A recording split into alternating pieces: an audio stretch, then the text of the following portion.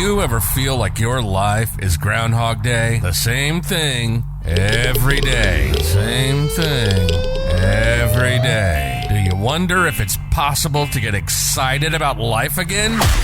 Welcome to Goalpost. The path to the end zone is all in your head. Dynamic conversations covering topics about mindsets that high-performing people use to get exactly what they want out of life. Be prepared to be challenged, but be prepared to receive the tools to help you reach your goals and beyond. Unconventional, but effective. Heard on allrealradio.com. Welcome to Goalpost. Now your host, Janelle Sam. Time. It is the most precious commodity that we have, that we're born with. If you're listening to the show tonight, how would you like to learn the importance of why being intentional with the time that we have allows you to have a more meaningful life, and how the perceptions we have about how we use our time and what we do and who we are, how that influences the experience that we have or pass on to our kids? And how would you like to learn about using the time we have in a way where we let go of the definition of success laid out by others and we create our own story? If so, you're in the right place. Thank you for joining me tonight on Goalpost. And the guest that I'm going to have here tonight, her story is amazing. And in the course of our conversation, you'll find that her story is probably no different from yours. Welcome to Goalpost. Tonight, I am joined by an incredible woman. I have known her for a number of years now, having crossed paths in grad school. Sitting here with me is Hanifa Barnes, who is an assistant commissioner for the New Jersey Department of Education, where she leverages her 15 years of organizational leadership experience to oversee the legal and external affairs division that serves as the cornerstone of education policy and law in the state. Hanifa has an extensive career in education, where she started off as a substitute teacher in Newark, New Jersey, before leading the charge as a middle and high school teacher and eventually administrator. With a strong desire to create impact in every facet of education, Hanifa also served as a chief of staff and operations in higher education finance with the country's largest provider of state-funded aid and bond-funded loans, which support students and families in their post-secondary educational pursuits. And prior to that, she was the chief operating officer for a multi-site charter management organization that the former First Lady, Michelle Obama, visited to highlight her health and wellness initiative. Hanifa, welcome, and thank you for joining me on Goalpost tonight. Thank you for having me. I'm excited to be here, of course. Well, for those who are listening to the show tonight, you cannot see Hanifa unless you wait until the show's out on YouTube tomorrow, but she's wearing my absolute favorite color, red. Right, and ironically, I'm wearing purple today. But, if you've been listening to the show and you've been following me, you know that like red is always like something. It's either my lipstick, it's the color of the logo for Goalpost. And so it's almost like we're kindred spirits in that there is fire and passion that we have for life and everything that we do. Hanifa, so you're sitting here and you have this incredible, bio of things that you've done. And so I am curious, can you tell the story of what you were like as a little girl and what made you have this desire to get into education and combining a legal education with education? Like, what was it like growing up as a girl that kind of directed your path towards where you are? Well, I will be honest here. as a child, I had a strong desire to be a doctor. Very Okay. strong desire. Yeah. Okay. And Okay. so, and I was always the one, I was a middle child, but an older sister in some respects, because I had the two younger siblings. And I was always the one fixing the cuts, trying to figure out what medicine was needed to help when they were sick, because in my head, I was going to be a doctor. Okay. But here was a challenge for me. There was this dichotomy of thought. Like, as I knew I was very practical, I appreciated science, medicine, math. I was great with instruments, like I had that brain. But the other side of it was I loved and had a passion for creativity. I was really into theater. And so my other side of me was very much an actor. So I would audition for shows. I would want to be the one doing all the public speaking. I won some drama award in high school in the regional competition. So I had these two sides, and never in my head did I think I was going to be a lawyer or a teacher. If you'd asked me as a child, I would have said never, never. And I think as life's journey kind of occurred and transpired, you become introduced to things outside of your little bubble, right? And so going to college expanded my bubble and learning about the different things that were out there. And in going to college, I actually leaned towards wanting to go into the arts and be a full-time actor. So what were you studying in college? Because my parents, East African father, West African mother, did not believe in degrees for theater, I had to pursue a degree in communications because that for them made sense. Like I could get a job in communications. So I majored in communications and minored in theater. Okay. And so through that process, I ended up actually going to LA to pursue the dream and worked as a professional actor, member of the Screen Actors Guild and everything for a couple of years. Wait, so let's talk about that. So your parents were like, hell no, you're not going to be studying the arts, right? They're framing what is supposed to be your reality for you. Correct. And so you're like, fine, I guess if you're paying for this or helping me out, I'm going to have to do what you expect me to do. And then it's almost like you flip the bird and you're like, I'm going to go to LA and pursue it anyway. Now, how did that affect your relationship with your parents? Yeah, you hit the nail on the head, because especially my father is big on education. He reared us to learn, study, go pursue graduate school. And so we actually had a period of time where I felt that we had stopped speaking.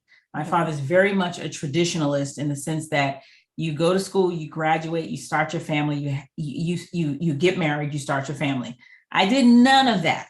And so I left for LA before I even finished my degree, my bachelor's degree, because I was just dead set on doing this. And so I left for LA with my boyfriend at the time, who's my husband. And when I left for LA and got to LA, found out I was pregnant with our first child. Oh boy. So the culmination of all those events, my father was not happy at all. I couldn't imagine. Right. Yeah. And so I was very upset because I'm a daddy's girl, but at the same time, because of how I was raised, I was also very determined to prove to them that I could be successful. And so I was driven to figure out how to do this acting thing and finish that degree, because it was always ingrained that you have to have a college education. So I eventually did that, but it was not the easiest because I just lost in my head, I'd lost a major partner in my life, which is my dad. Yeah. Eventually he did come around, but that time period of space, it was challenging, but it forced me to rely on my boyfriend, who's my husband now, and we became partners, right, in the process. And so that's how kind of from that's been the foundation of my launch pad and my trajectory. In the very, very first episode of Goalpost, I actually spoke about the whole, the fact that there's these expectations that's been set out and laid out for us before we've had a chance to really figure out who we are. Yep. And that the expectation is that you're going to live up to that, meet those expectations. Otherwise, the definition of who you are is less than. Exactly. That you no longer have value because you're not living up to the expectations of another person's journey on this planet, right? Each journey is very unique. And so, this whole conversation, right, that we're having now, I mean, we're talking about something that's happened like what, how many years ago, and we know where you are today. Yeah. Right. But then we talk about this journey where in order for you to try to figure out who you are, to find the passion of who you are, it meant loss. Yep. It meant loss. You were making this deliberate decision to say, I tried doing it your way. I went to school and did it the way you wanted, but I'm going to try to do it my way. Because I don't want to have a regret as to what if. Exactly. And so that meant the loss of a relationship that was part of your foundation, your entire life's foundation growing up. Right. And so how did that impact your ability to see through the full expression of what you were trying to express in terms of the arts? Yeah, I think losing that, it almost removed a veil in a sense, because now I had no choice but to be successful.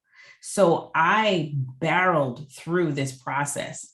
And back in the day, when it came to acting, you had to submit headshots. Now everything is so electronic. Okay, wait, hold on, Hanifa. I just want to make sure that both of us are on the same page. You said it was now more important that you be successful. Can you define what that meant and for whom? Yes. Whose definition of success? Mine. And what was that? And to become an actor, a star. Okay, so if you're talking about fame, being able to live life, meaning draw an income through the expression of who you were. That was for you what success was. Okay. Correct. Because I was told that wasn't possible. Okay. So I was going to show my parents, oh, it's possible. Watch me. Right. But in the background, I was going to get the degree because that's what they wanted me to do. So I was kind of working both ends here, right? And so I committed to that process. And my husband can tell you, I was up late preparing the headshots, mailing things, attending classes, trying to network, do all the work to get in the space. People would tell you every time, you can't do it. It's going to take 2 years for this. You need to be an extra. And anyone who understands how working on a set as an extra works, it's long 12, 14, 16-hour days where you're standing around waiting to be told, walk past that street, go this way. And so I did that once. I never did it again because I decided that wasn't going to be me. It's not going to take me 2 years. And it actually took me about 6 months to land an agent and eventually start booking some national commercials. Wow. And so in my head, I'd found that success, but it didn't feel like success. Why not? Because in the back of my mind, I knew I was always going to be like this person who I am today. I'm all about I appreciate the practical road to success, which is having the degrees, having the job, having the salary, but I was always balancing my creative side. So I knew in the back of my mind, it wasn't going to be acting, but I just had a point to prove.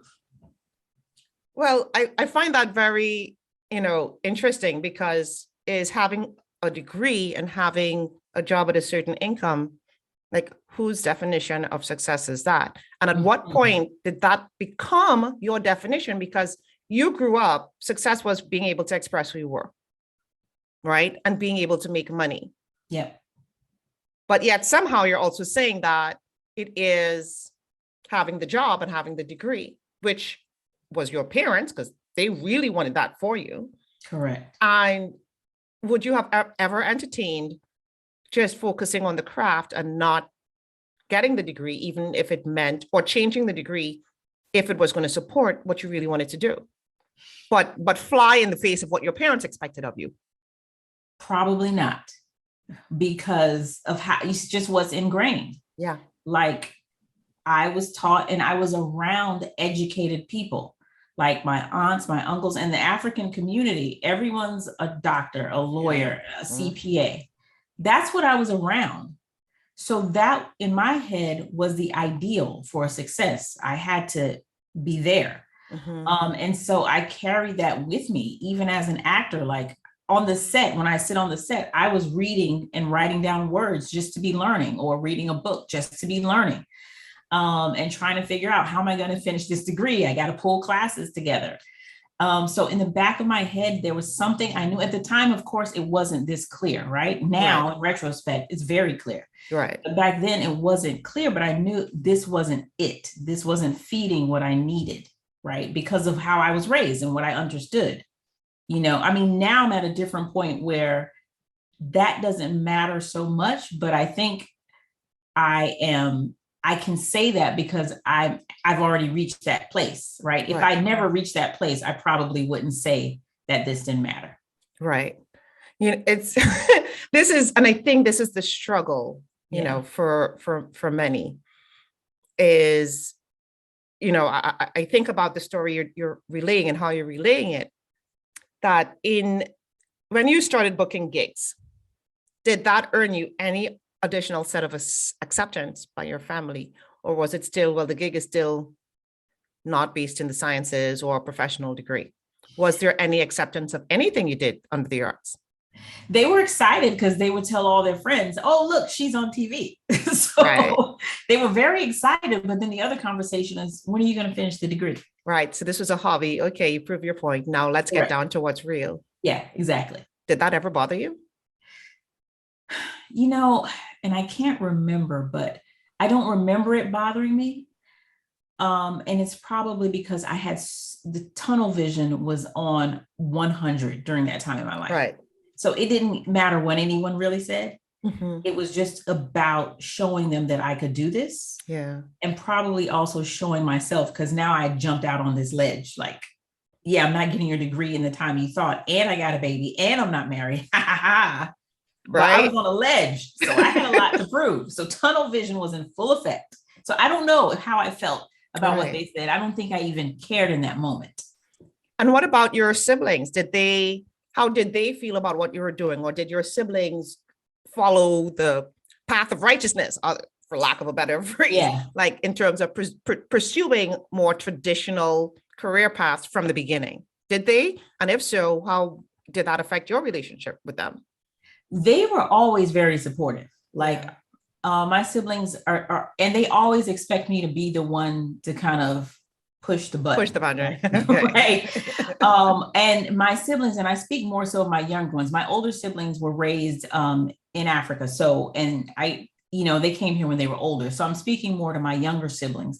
But my younger siblings stayed the course, but they also kind of had some of that creative thing. So they were into music. Like my sister and brother ended up putting out albums. They ended up performing, but they maintained college.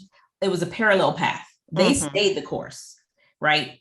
And while they did their arts. Whereas me, I said, look, no, I got to break free for a minute and figure this out and go do this, So yeah, very supportive though.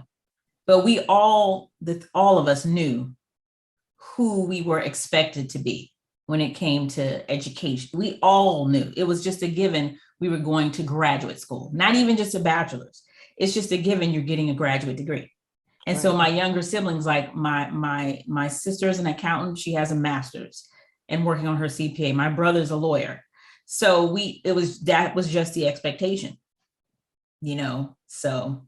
And it happens with so many of us, right? Mm-hmm. Of these expectations that we are supposed to live in. And then we get to this point in life where it's, call it midlife crisis, where we look back on our lives and wonder about the life we've lived and how we've lived it, questioning, was that what I was supposed to have been doing? And is this it? Meaning, I did this for how many years? And now I guess I'm too old to change the path. Like, who goes to school to be an attorney and then does something different? Exactly. Who goes to school to be a physician and then does something different? Yeah. And what does that mean if I did that in terms of how I'm perceived by my close families, friends, and society as large? And we live in this bubble that's constructed not by ourselves, Yeah. But it's a bubble that could be popped if we choose to, but we choose not to, right? Correct. And this is like such an interesting conversation to have, right? How do we become aware of how our paths were directed? And as a parent, do we do the same thing to our kids? Right. Or are we willing to fly in the face of what the expectation is of what your children are supposed to be, to allow them the opportunity to really figure out who they are, to be the best that they can be and find meaning in this world that's theirs, of their own choosing? That's, yeah. I'm in that process right now.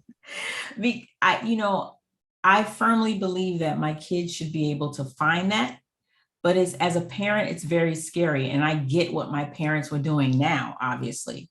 It's very scary because what your thought is, what if they don't find it? What does that mean for them? Will they not be fulfilled? Well, why deal with the chance of not being fulfilled than just going after the sure thing? And so I found myself sounding like my parents, having a conversation I have 2 older kids in college about why it's important to stay in college, and with the younger kids, why you need to go to college. And they have had kind of what I call my younger spirit, like, why do I have to? Maybe I want to do this. Like, every single one of my kids are artistic. My oldest son does recording engineering, makes music, has performed. My daughter is a singer. My third son also getting into recording engineering and makes music. My youngest son is an actual artist. Okay. So I'm like, this is all coming back on me like fourfold. Right. And it's tough because it scares me for them to do what I did, because I remember how it felt. I remember how difficult it was. I remember the things I was telling myself. I remember feeling broken down. I remember feeling defeated. Remember thinking I shouldn't have done it. I should have just stayed at home and done what my parents. I remember all of that. Not easy. And you have to have a certain resilience or strength within you to go through that. And I had someone with me, my boyfriend, who was there to help me. Like, they don't have those partners with them, right? They're young and they're doing their thing. So it's scary as a parent to just let your children figure it out. And you want to kind of create a mold for them sometimes. And what is the fear?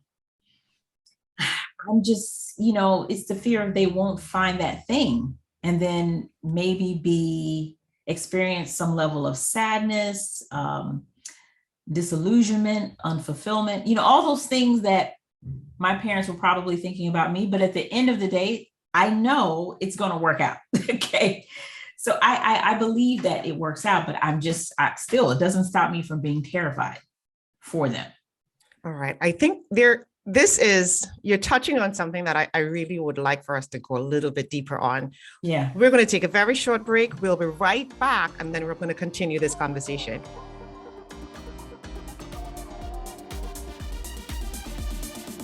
I am Janelle Sam.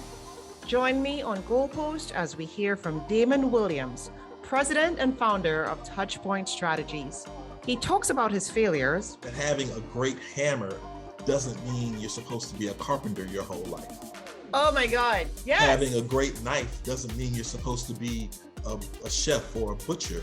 And the advice he got from his algebra teacher. She said, you don't know what an equation is. She said, the equation is a question. Is A plus B equal to C plus D? I was so hung up on being afraid to be wrong in this answer that I was working out that I had missed the question. What advice does Damon have? It's okay to fake it till you make it. Yeah. What's wrong is lying because you're not trying. Right.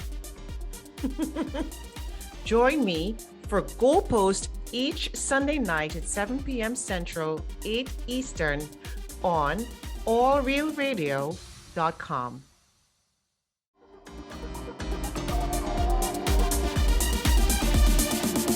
Welcome back to Goalpost.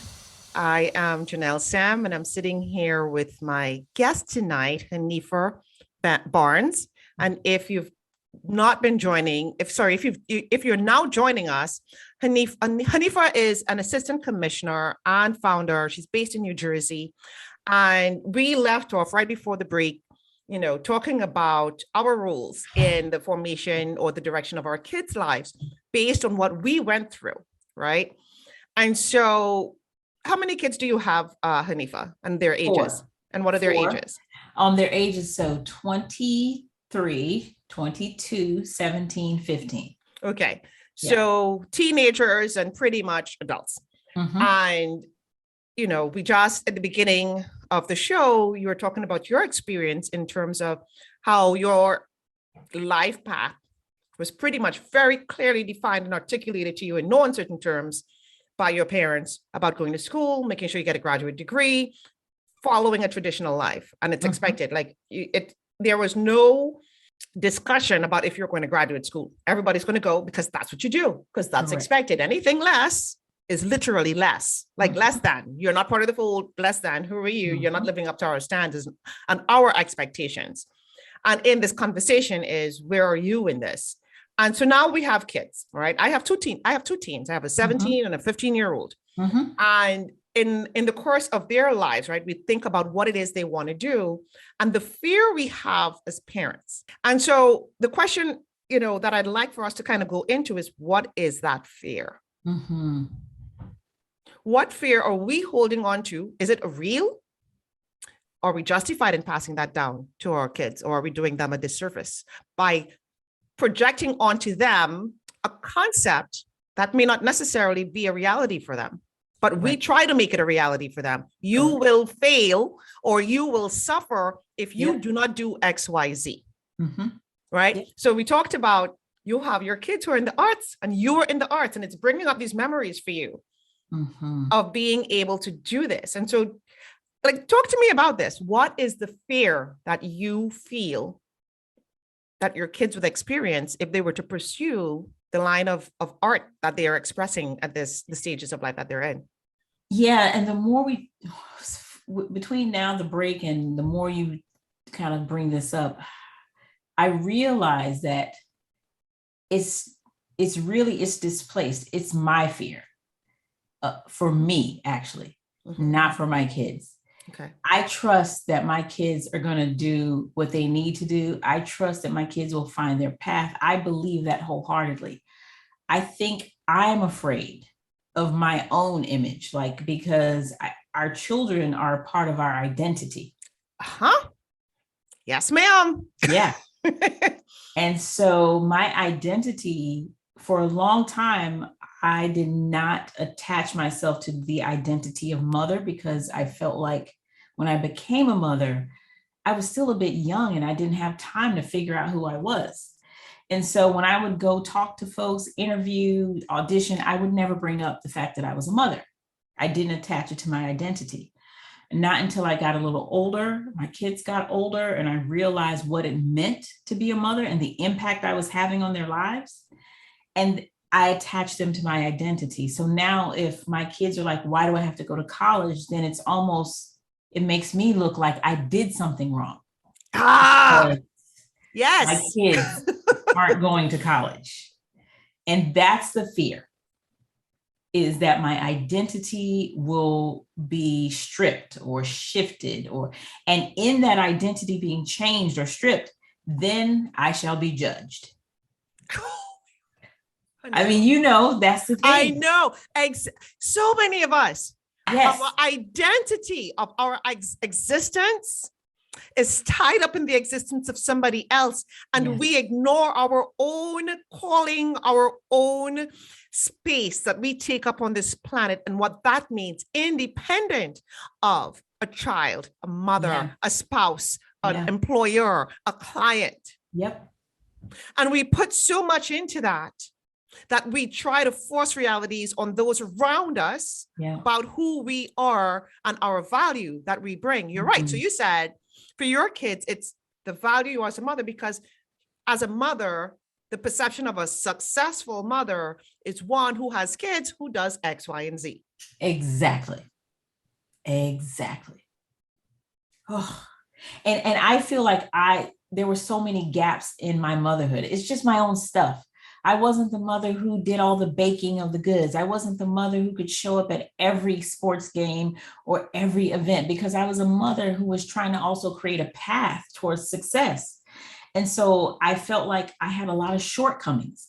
And so now for a kid to be like, why should I go to college? It's just another slap. Like, oh my gosh, I failed again. It's all that, But right? but you say shortcomings, right? And for anyone Yeah. who's listening, especially the women, not saying that any, male who's listening, any man, any father who's listening, it's not applicable to you. But I want to speak specifically to the women who are listening to what we're talking about right now. The reality of who a mother is and what a mother is supposed to be. Who defined that? Mm, Who's the one who says being a good mother means that you're the one who's baking the cupcakes? Even if you're the mother who you bake the cupcakes, but when you're at home, you couldn't give your child the time of day. true. Or you're so wrapped up in your kids that you have no identity of yourself, that you're not really a role model for them to look up to and aspire to, because you have no identity or something that defines who you are. Right. Right. And then we wonder why, when kids grow up and leave home to do what they need to do and live life, there's this deep sense of loss because it's a loss of your identity. Yeah. Yes. So what does it mean to be a good mother? Because can you be the mother who isn't baking, who isn't showing up to everything, but you're home every single night? Yeah. You're coaching your child, you're drying the tears when you're there, because when you're there, you're present. Mm-hmm. But maybe you're working, so you're not there all the time for all the school events. But then your child grows up and looks up to you for advice and a rock. Does that, then you kind of look back like, so then what is the definition of a mother? Yeah. And there is no definition, right? It's what we make it as we go. But it's scary. Let's talk about when we say it's scary, what is scary is the judgments from others. Correct. Their expectations, right? The expectations of others. Correct. And why is this something so real? It's real because we're social creatures, right? Yeah. We're social creatures. And because we're social creatures, we operate best, ideally, in an ecosystem where there are people around us to help us celebrate wins and losses, deaths, weddings, birthdays. Yep. But the way people support you in those activities is based on their perception of who you are and whether or not they want to help you celebrate it. And the loss and the fear we think about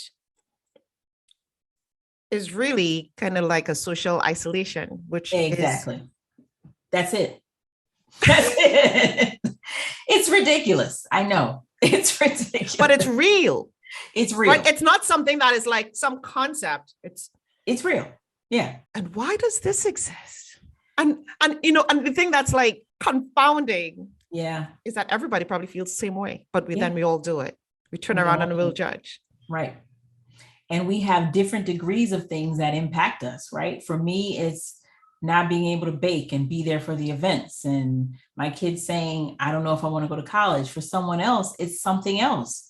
Like my sons don't talk to me, or my daughter doesn't really call, right? So I have other ways, and my therapist has helped me to see a lot of this. Like my kids, my husband and I, we're all very close. My kids will talk to me about everything. And when I tell you, if you sit down with some boys and talking about their stuff, it's like, no, stop. That's too much. Yes, but it's been a huge blessing. I didn't realize that till much later, because I thought, this is what people do, right? Whatever. No. But I'm always looking at what's lacking, right? What's not there. And I had to understand and see what is there is just so much more than what isn't. Like the fact that our kids still talk to us and reach out to us, ask for advice, look at us as role models, and they vocalize that you guys are role models. So that's huge, because that's not something I ever communicated to my parents or said to my parents. I didn't want to talk to my parents. I didn't want to be around my parents. Our kids want to come home. They want to take trips with us. It's very strange for us because it's like, don't you all want to go do your own thing? They do their own thing, but they also like hanging with us. Right. So those are bonuses that I've learned, not even bonuses, but just gems that I've learned that have always existed. And then I have to look at that versus looking at what I think doesn't exist. And that was in spite of not being able to bake the cupcakes. Exactly. Exactly. Right. So, and you could look back and realize that not being able to bake the cupcakes was not really instrumental in your ability to be that safe place for your kids. No, not at all. Not at all. See, and so, I was that mom at one point that baked the cupcakes. In fact, I'd bake these crazy, like carved cakes. My kids always had the best cakes for their birthdays. Yeah. There was a period where I was a stay-at-home mom. Yeah. And I believed that during those periods of time, like, that was what it took to be a good mom. Mm-hmm. And when I got divorced, all of that was shattered. Mm. I had to go back out to work. The pain my kids were, and I felt as though I was this horrible human being. Yeah. Yeah. And I questioned my value as a mother. Yeah. And the contributions and what that would mean for my kids. Yeah. But in that process of finally shedding this external, ideal that I was living up to, I finally got real. And I was finally, when I'm with my kids, I'm present. Yes. And I had that experience with my daughters that said, we are so proud of you. We tell all our friends about you. Oh. And for me, it was one of those moments where I'm like, here I was looking at what I thought wasn't good. I'm no longer the mom who could drive them to school every day. Yeah. I am no longer the things that weren't working. Instead of looking at what was working, which was, I am now the mom who's encouraging them to be their true selves. I'm encouraging them to think for themselves because mom can't always be there for you. Yeah. And they watch me pursue what is more authentic to who I am. They watch me go back to school in the late nights. Mm-hmm. They saw me cry. Mm-hmm. They saw me cry. And in my mind, I'm telling my story that meant I'm not a good mother. Yeah. Yeah. And unbeknownst to me, they're like, thank you, mom. Yeah. You're like a CEO. You founded a startup. Like, oh my gosh, you went to school with all these smart people. Like, they look at me differently. And I'm so proud because now I watch them at 15 and 17 hold their own in their own circles. Mm-hmm. I now have conversations with them where they're talking to me and they're thinking critically about decisions they're making. Yep. And so you think like, so then what is right? What is wrong? What are we expecting of our kids? I have one who wants to be a doctor and the other one who's very creative. She wants to be an artist. And I told him, like, look, you want to go to beauty school? You don't have to go to college. Yeah. Good for you. Go to cosmetology school. You know your mama. We'll find a way for you to own your own shop and you'll hire people and you'll make the money. Yeah, exactly. Right? Like, I want to change the perception of what it means to be successful. Like, I would rather you be the best goddamn stylist that there is. Yep. And I'm like, then you just make sure you give your mom a free ride. Exactly. Exactly. But that there is no shame or no expectation that, well, you have to go get that 4-year degree and then go get that graduate degree. If you're creative, I have 2 girls. If I had a son and he wanted to be a tradesperson, I will work with them and like, be the best tradesperson you can be. And let's open up shop. Yeah. Yeah.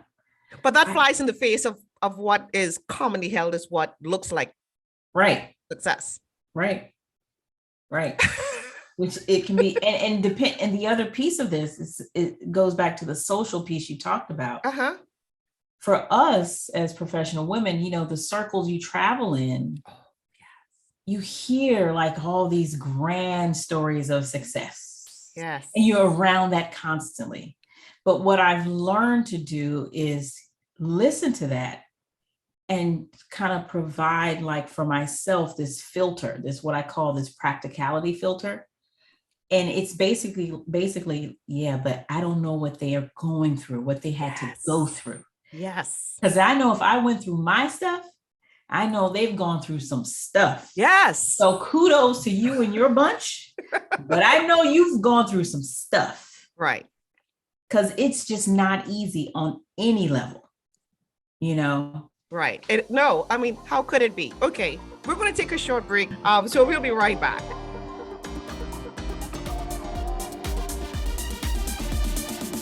Welcome back to Goalpost. This is Janelle Sam, and I am sitting here with Hanifa Barnes, who is an assistant commissioner in New Jersey, and she's also a founder.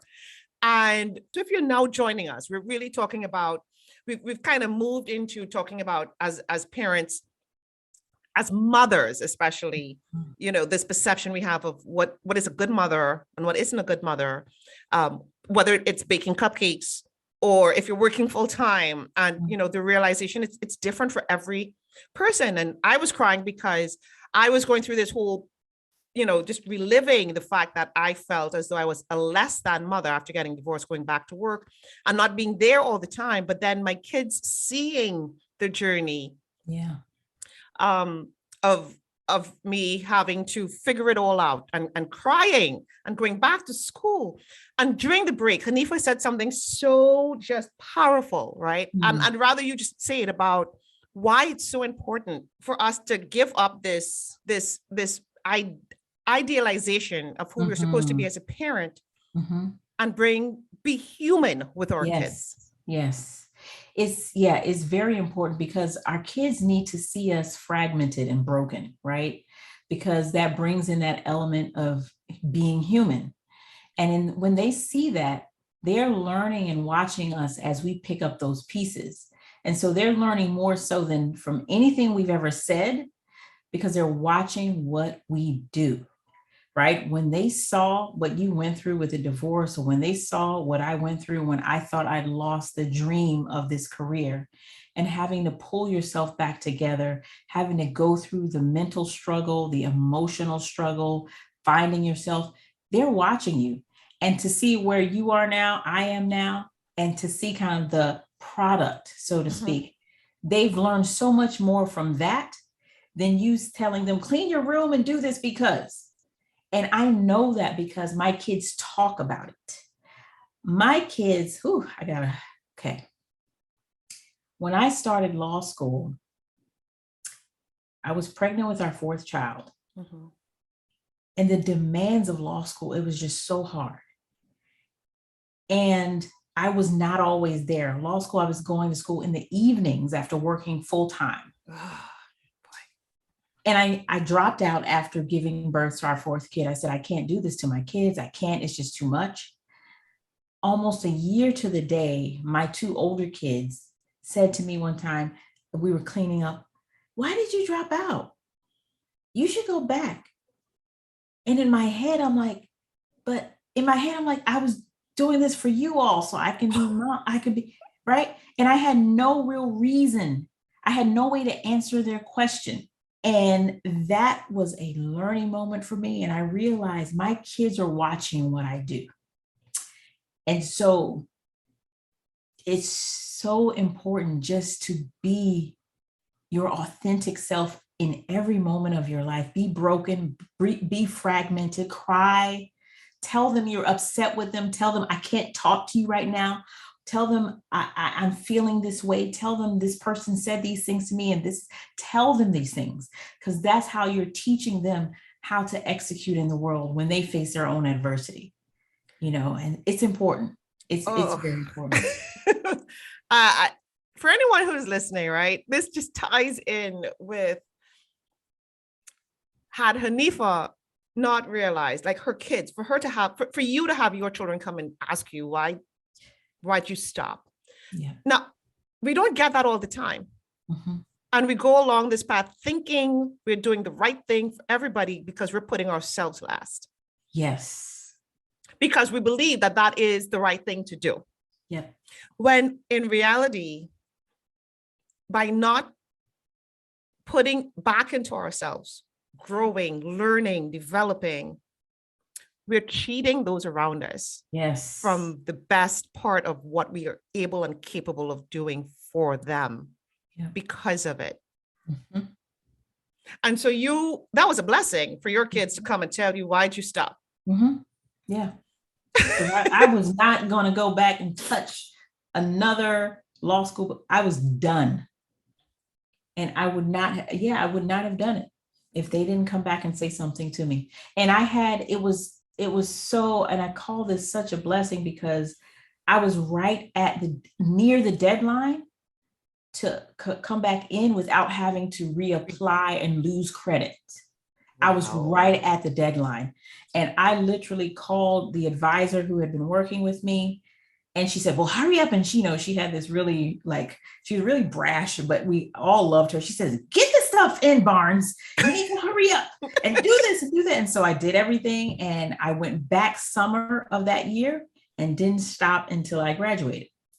I just every single semester and didn't stop until I graduated. I'm like, if I got to do this, I'm getting it over with. Yeah. And my kids, I was absent often because of the schedule, working full time, going to school at night. My kids don't even remember that I wasn't there. Oh my goodness. They don't remember it at all. I was freaking out. This is so important that you even say that, because you always hear this war almost between, the mom who's a stay-at-home mom, which is very hard, by the way. When I worked full-time, I didn't start drinking until I became drinking coffee. Sorry. Until I was a stay-at-home mom. Drinking coffee. Okay. Sorry. No. Let me put that clear. I needed caffeine. Like when I became and that wasn't by choice. The market had crashed, lost the job, and it just so happened anyway. But there's this judgment too for, that women who stay home they're lazy and they're not doing much. Yeah. And that is so far from the truth. It is very hard when you're surrounded only by kids. But on the flip side, for the parent who's working or going back to school, there is this, and I call it false judgment, that our kids don't know who we are as parents. And I think back to me as a child, I was pretty much raised by, my parents had nannies because both my parents worked full time. Nannies. I couldn't tell you the name of them today. Wow. I couldn't tell you the name of any one of them today. Wow.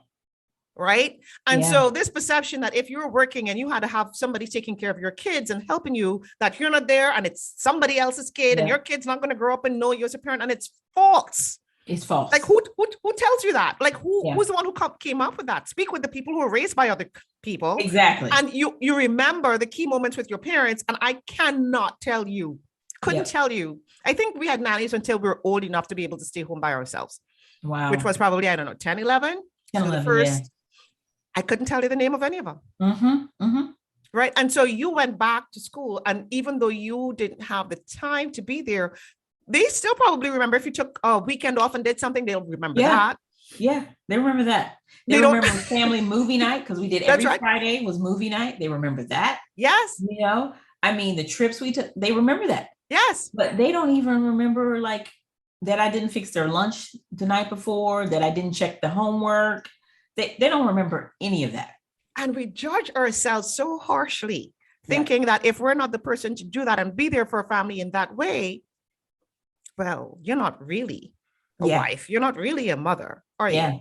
Yeah. And we miss the whole point. Yeah. And even now, I have friends who are mothers like that. Like some of my friends have younger children, and I marvel at their ability to just do all this stuff. And in my head, sometimes I want to say, you don't have to. I mean, you can relax a little bit, right? But they have to find their way too, just like I had to find my way, right? And that's right. It's the stories we tell ourselves. And it's not to say if you do it and you enjoy doing it, that's great too. Exactly. It's not that that's not great. We're not saying that, but it's the judgments that we put on in whichever direction that we put on. We choose.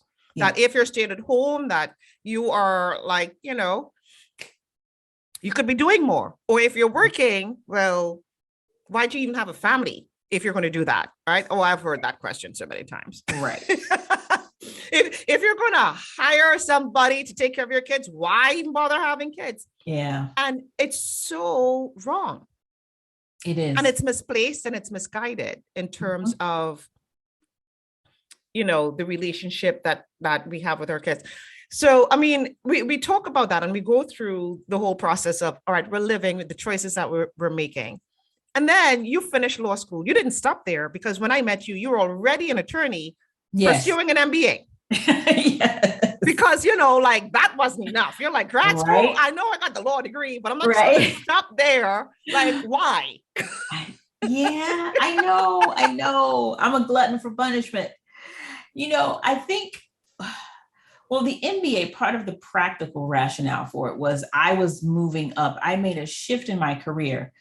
I had kind of transitioned out of this, I guess, quasi mid-level space. And I stepped into a possibility to be a COO, right? For the nonprofit where the former first lady came. And so in that possibility, my thought was, I want to equip myself. I need to understand kind of some of the hard skills around business. I was great at the soft skills. Law school had taught me a lot about that and the framing of compliance, arguments, discussion, all that great stuff. But I wanted hard skills. And I'm a person, if I need to know something, I'm going to look for the next book or class. And so I started first with some of these, online courses around business, right? And so some of the stuff on Coursera, Udemy, and all those, I said, let me do some of those. And I thought, oh, okay, yeah, this makes sense. But I wanted to know more. And so I started looking into business schools. I said, I should just get an MBA. And then I called my dad. I told you who my dad is at the beginning of this. It's all about education. I said, so do you think, he said, oh, yes, before I can finish. Yes. So now he's 100% behind you. Lord Jesus, thank you. She's probably praying, doing a happy dance at home. Yes. And my husband, of course, very supportive. He knows I'm just going to go pursue what moves me. And so I said, well, I'm going to do it. And if I'm going to do it, it's got to be one of the best. Right. And so because my goal was to be in the room with other people. That was my goal. It's not just the education, but it was about being in the room. Right. Mm-hmm. And so yeah, jumped into that full speed ahead, also working full time, as you know, and then doing the part-time program. Different from law school because I was a lot more mature, a lot more secure in myself. And I had really figured out how to manage my schedule. I was really good at that and still be a mother, right? So on some nights, if I'm not helping you with your homework, then we have to do it on this night, right? So we were really strategic about how I could help. And at the time, I had kids applying to college. My husband was in a grad program. I mean, we had a lot going on, but I was able to handle it a lot better. I didn't have the breakdowns I did in law school and all of that stuff. So yeah, it was actually a pretty good experience for me. Well, you think about the journey that you've had, like that just, it was one thing after the next, right? And sometimes the universe just is like self-correct, makes you self-correct, whether you want to or not. I think having your kid look at you like, why don't you go back to school? Mm-hmm. You go back and now you were on the roll, stayed on the roll, was like, let's take this super bullet train and keep it going. And I'm bringing you all with me, but you kept it together. Yeah. And so here you are balancing 4 kids, balancing a full-time demanding job, a very rigorous MBA program, looking good while doing it as though, what's next? Like I could do it all. And so you're doing all of this. And then that just capitulated to the next part of your journey because you weren't just going to stop at the MBA. Yeah. Right? And so now you help people with just managing life. Yeah. Right? Through manipulation of time, right? Because there's so many pieces. So like, how did that come about? Was it because of the MBA program? Was it because something happened after that with work? Like, how did that even come about? I will say the MBA had a huge part to play in that pivot because I learned a lot about my skill set and my knowledge as a commodity, right? There's so much value that I had inside here that I'm giving to another place and they're generating money off of it, right? And I just get a portion of it as a salary. And so I really did some soul searching to figure out what is that thing? What could I bring to market? And I'm not a traditional, a founder in the sense where it's technologically based. It's not the next best app. Mine is down home, just education and understanding how to manipulate time to create impact in your life. Because throughout my career, what I found helped me to be successful was my ability to structure my day, my time, and really drive towards some level of impact in the role, impact in my own career trajectory, right? I was literally mapping things out from an early age. This is what it should look like. These are the pieces. This is how it looks. This is when it should happen. I've been doing that for such a long time. And I realized that the catch-all word is time, but under that is so many aspects of life management, impact, and kind of the role we play in society, the space we take up in society, right? And making good use of that space that we take up as human beings versus human doings. And so, yeah. I love that. I love that. That should be a t-shirt, right? Because you're right. We're always doing. And it's a challenge for us to be, right? And managing your life in a way where you realize, wait, you came in alone, you're going to go out alone. Yeah. And so part of the time should be being alone with yourself and planning and investing in this existence that we're experiencing. Yeah. And not just for everybody else, right? And how often do we sit and do that?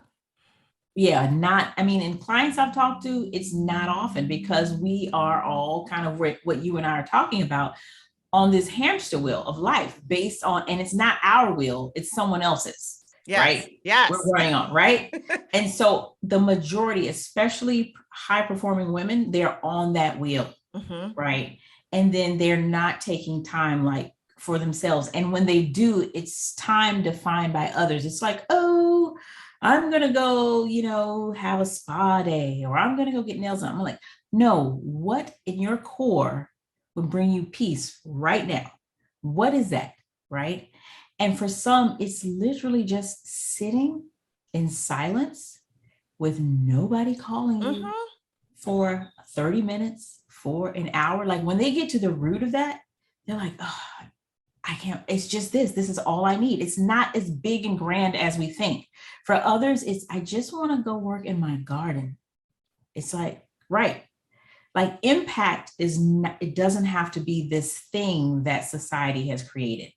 There are levels to impact, whether you want to bring impact by helping young women in period poverty, which is something I do on my board, or whether it's impact just for yourself and tending to your garden and growing peppers. Like my mother grows peppers in her garden and she's really good at it. And I marvel at watching her because it just seems like it brings her so much peace, So that's the thing. We don't do this. We don't take that time for ourselves. So I am being intentional about doing that for myself. And helping others do so as well. I mean, if you're listening to the show, go to my website, janellesam.com. You're going to see Hanifa's full bio. There's going to be the link to her website. You can learn more about what she's doing in terms of just helping you manage your life so that it's just, there's more meaning. And I resonate so much with what you're saying. It wasn't until I started being more deliberate about my time. I left. In fact, I had gotten into an argument with a friend once. She's like, what is your hang up with time? I said, it's probably the most limited and most precious resource that I have. Yeah. And so I make a conscious decision about how to use it, who to share it with, who to give it access to or not. And I am no longer apologetic if I say, I don't have time for you because right now you're not adding to the time that I have right now. So I choose to use it where there's more impact somewhere else, someone else, a different activity. Yeah. And so becoming more deliberate, I've realized so much has improved. But many of us have to learn how to do this because if you've grown up in an environment where you just do whatever's in front of you, somebody else is always setting this pace for you. As you said, it's somebody else's hamster wheel and you don't have control over that. You don't have control over being able to stop and be and exist and take time to smell the roses. Right. And we just literally are being born, waiting to die on somebody else's wheel instead of saying, you know what, it's my life. I'm going to take control of this. This is important to me. And I am going to make sure that on my schedule, on my time, that these things happen. That's important to me, whatever that might be. Yeah. We're not intentional about it. So true. It's one of those things where when you become intentional about it, if you're not sure how to become, and you do find the resources, if you, let's say you're listening to this show and you're like, all right, Hanifa, come help me because my life's just a mess. I'm always doing things and I just can't get caught up. I'm just always at a loss and balls are dropping. One of the things that becomes so powerful is like all of a sudden now you realize what's a priority and what is not a priority because you never spent time to really figure it out. That's the key piece right there. What is priority? And that's the conversation I tend to have, because what I've learned is in high performing women, everything is priority because you've been accustomed to getting it done. Right. You figure out a way, you find a solution, you find a strategy. Like even when you say with your daughter, if she goes to beauty school, you'll find a way to make sure she gets a shop, a salon, so she can generate revenue, right? We are naturally those women who will figure it out and find a way. And as a result, it can be difficult to figure out, okay, what is priority? The other thing is the way we think about the word priority, our framing is different. Like we think if something is a priority, then that means the other thing isn't. And that's not the case. You have to reframe how you think about it, right?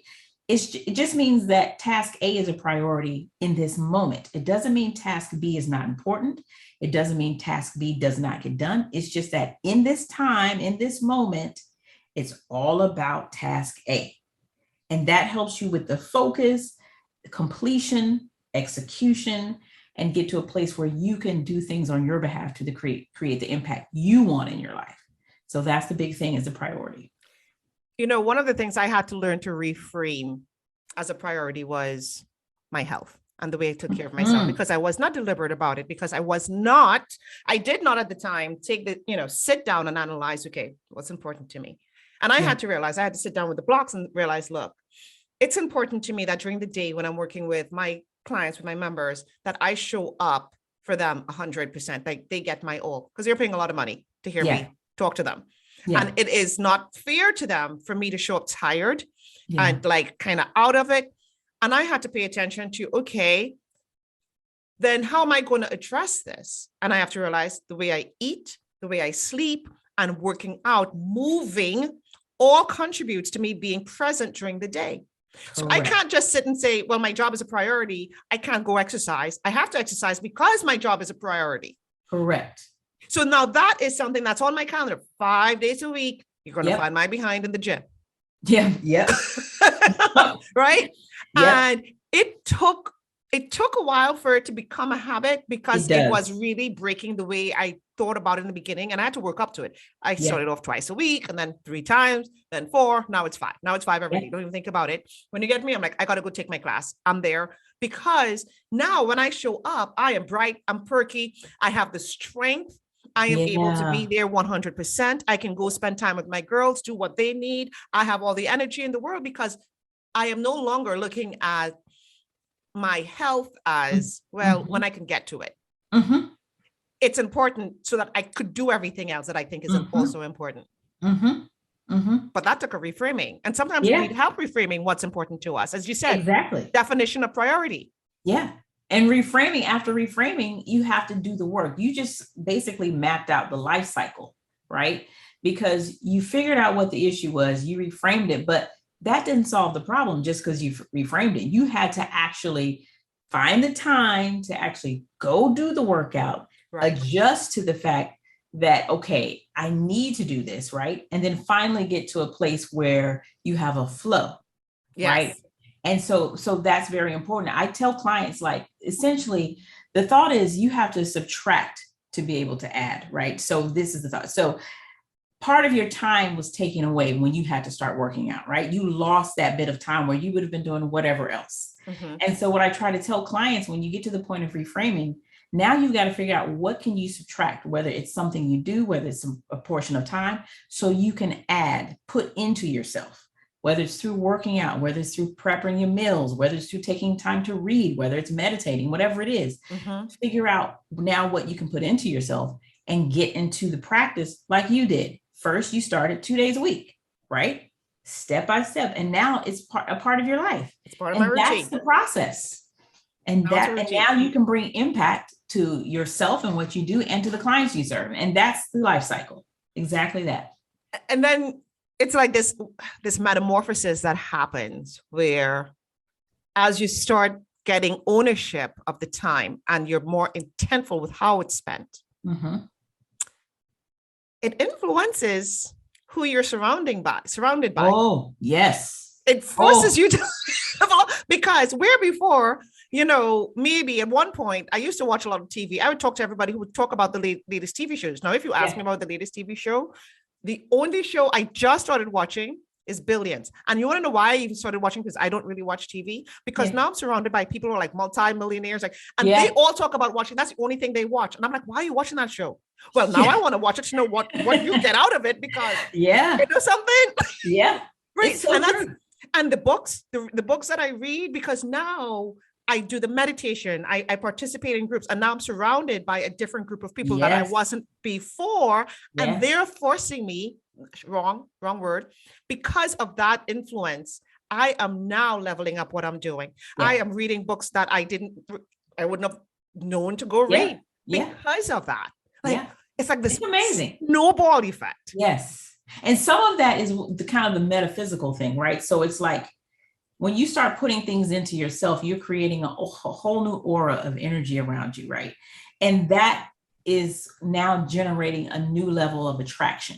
Yes. You're tracking different things. You're tracking different people, ideas, thoughts, the way you want to move in this world, right? That's why it's important to do those little steps, because it makes a huge, huge difference. I mean, same thing with me. And I even work on my time on a regular basis. And in this last year and a half, and just making some very deliberate choices, my whole universe has changed.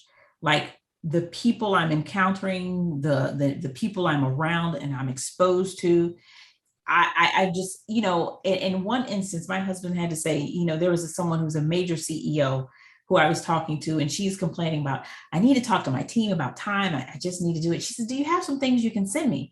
And because my head, I haven't adjusted my limited thinking, right, to the people I'm around. In my head, I said, sure, I'll send you some stuff. I talked to my husband. He says, you need to tell her you will do the presentation for her. Do you understand what this means? And I thought, oh, right. So I offer it, and she's just ecstatic. And I do it. It's great. It's amazing. She's going to give me a great testimonial, but you're thinking everything shifts. It shifts. It does. Everything shifts. So it's a great place to be in but you have to just do the work. Yes. The reframing, the scheduling, the figuring out where you can fit, everything shifts. Yes. And it all should be, when you start doing that, it's looking at your life, like what's important, what's meaningful to you. And I find that when you've got when you have clarity in what that is, it does it makes it easier to do those things, because you're doing it towards something that's meaningful to you. Correct. Right. It's not just some random task. This is, what I really want to be able to spend quality time with my kids, which means I need to take this much vacation, which means I need to work this much or earn this much to pay for this, which means in order to do the work that I need to do, I need to be fit. I need to be there. Like you see how all the pieces, like you work backwards and you realize how everything connects. Correct. So true. And so it becomes right. But then, it starts with that decision. Like it starts with that decision that, you know what, I want to have more purpose to the time that I have on this planet. And not just, Chicken Little running around, everything's important, and not really stopping to be. Yeah. So that when you do, it's more impactful. Exactly. I mean, you would be the poster child for what I'm doing. You are totally, because when I talk to women, like, especially women who are entrepreneurs, and they're like, yeah, I need to get my business to the next level, this and that. You have to almost redirect, because my thought is it doesn't start with your business. It's starting from a root. There's a root to why your business isn't creating the impact.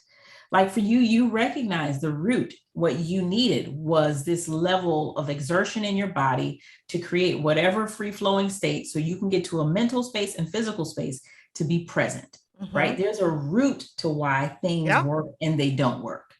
And that's what it takes time getting people to understand. And that's the work we have to dig into. And time plays a piece in all of that, right? Yes. So yeah, Yes. it's a process. I tell the attorneys that I advise as your CEO, I'm like, you have to work on your business, not just in it.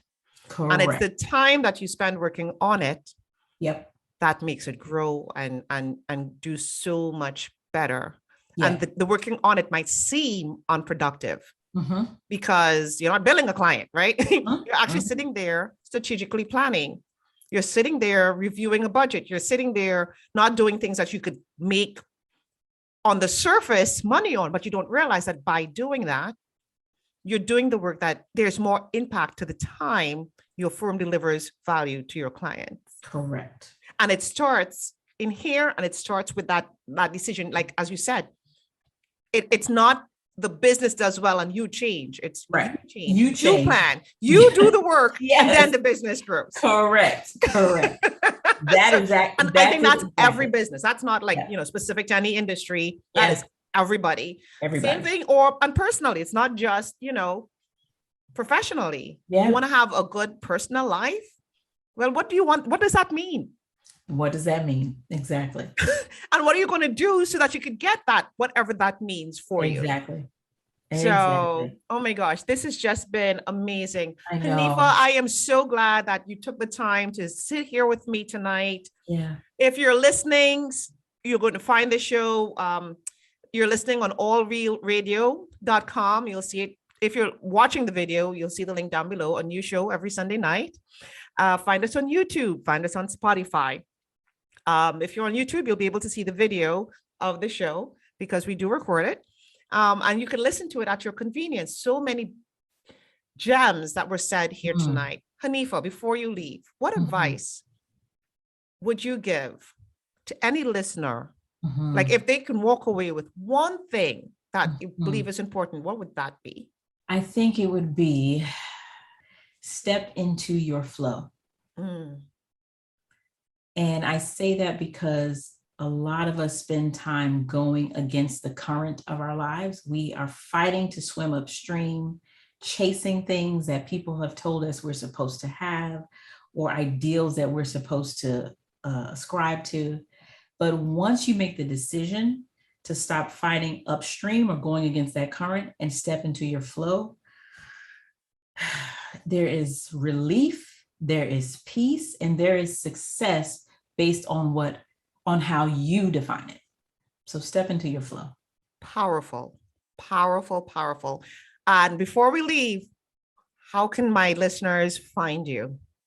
Yes, so you can go to my website, hanifabarnes.com, and there you'll find all of my social media connections, more about my business, and more about the podcast. Well, thank you, Hanifa. Thank you so much. For everyone who's on the show, you've been listening to allrealradio.com. We'll be right back after the break.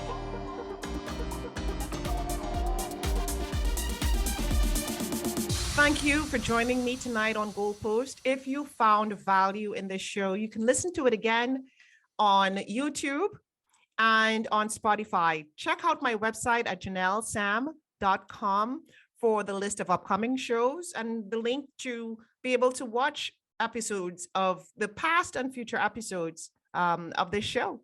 Thank you once again to Hanifa for joining me tonight. Her story's been amazing. The conversation we had, so dynamic. And maybe from listening to this, you are now going to come away with a better understanding and a respect for being intentional with our time, telling ourselves our own stories about how to be more, to get more meaning out of life. Once again, I appreciate you joining me tonight on Goalpost.